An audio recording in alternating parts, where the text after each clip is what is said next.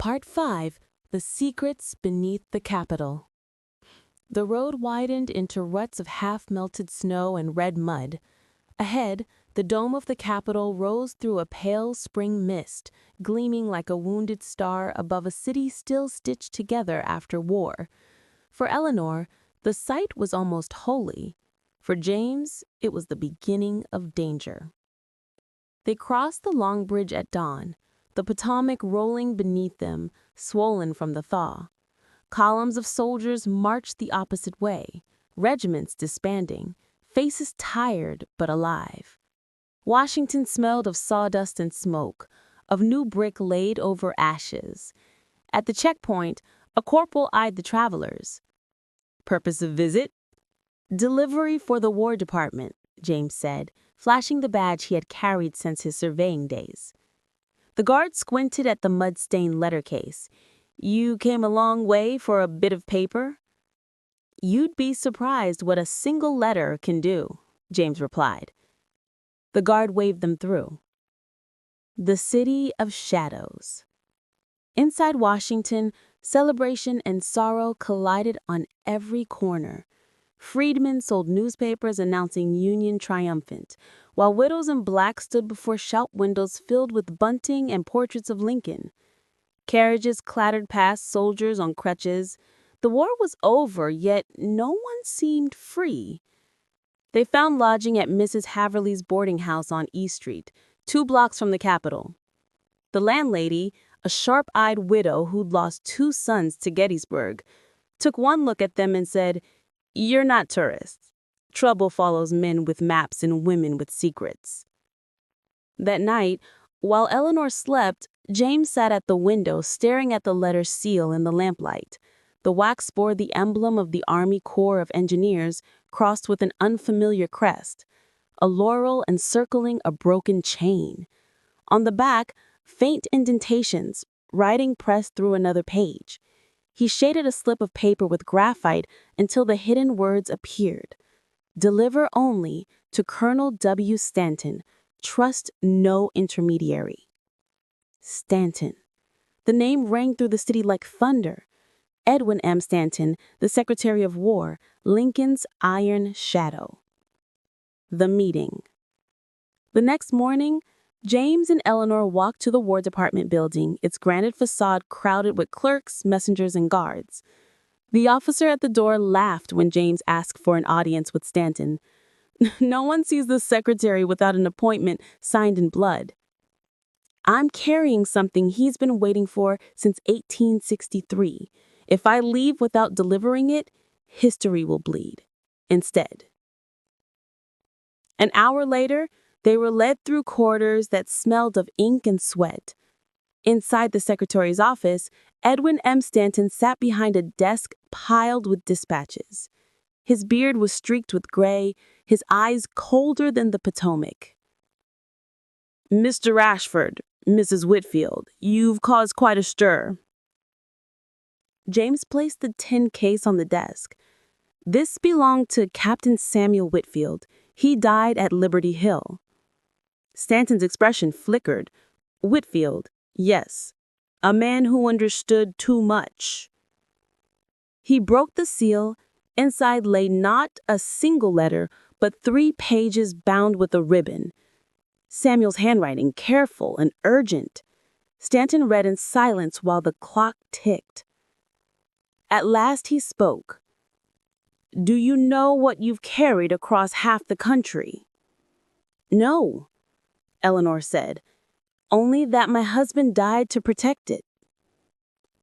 Stanton rose, crossing to the window. "This document contains a proposal Whitfield drafted under my direction, a plan for post-war reconstruction that will grant equal land rights to freedmen in the South. But certain men in Congress would see such ideas burned." He turned, eyes heavy. "Whitfield's convoy was ambushed before he could return. We thought the plan lost.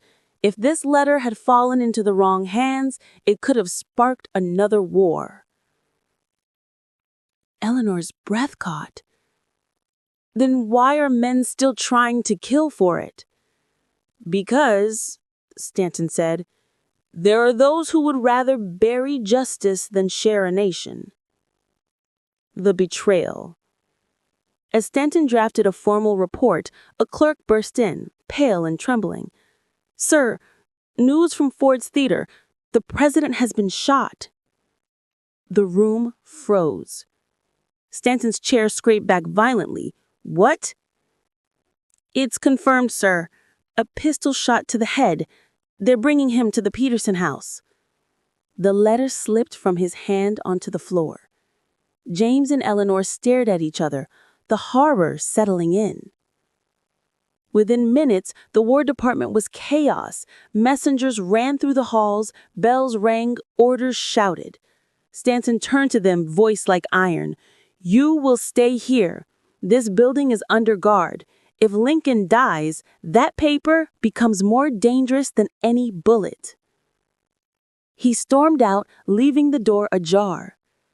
James waited only seconds before saying, "We can't stay. If Lincoln's gone, that plan dies with him."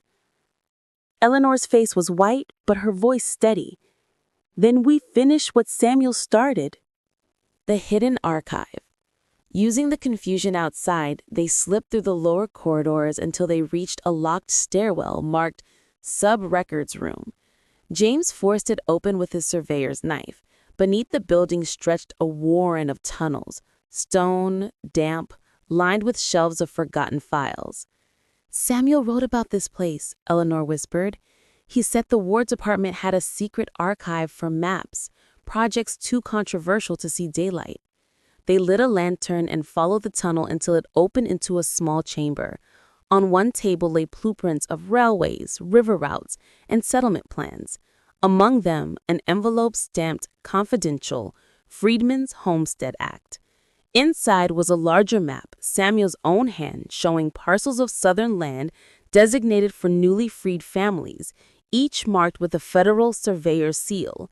It was the blueprint for an America reborn and the reason men had died. Footsteps echoed down the tunnel. James doused the lantern. Two silhouettes appeared, one holding a revolver. The same surviving rider from the ambush at the tavern. "Render over the map," the men snarled.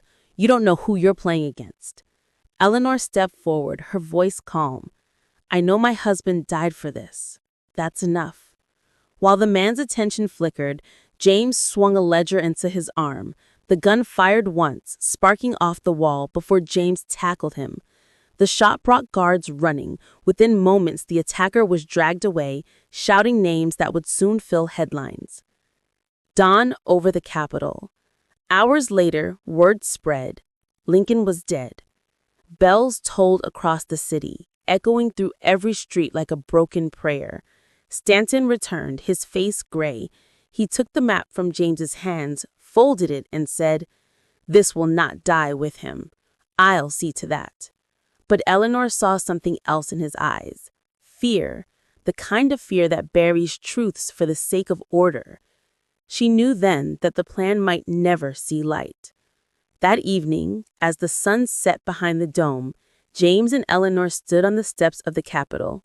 Black crepe hung from every window. Carriages rolled slowly by, wheels muffled in cloth. Eleanor whispered, "Do you think anyone will ever know what Samuel tried to do?" James looked toward the fading sky. "Someday. History remembers the brave, even when men in power forget." He handed her a copy of the map he had made secretly before surrendering the original. "Keep this. It's proof that once someone believed freedom could be measured in acres, not speeches." She held it to her heart. "Then I'll make sure the world remembers." Epilogue. The River Beyond Time. Years later, when the nation had healed in name, but not in truth, an elderly woman was seen walking along the Potomac carrying a rolled parchment. She donated it to a small museum in Georgetown with no name attached. The curator unrolled it and found at the bottom corner a faint signature: Samuel Whitfield, James Ashford, and Eleanor Whitfield. For a new union. No one knew their story. only that the map showed lands that one day would become thriving towns built by freed families. Proof that some dreams survive, even when history forgets the dreamers. To be continued. Part 6. Echoes of Liberty Hill.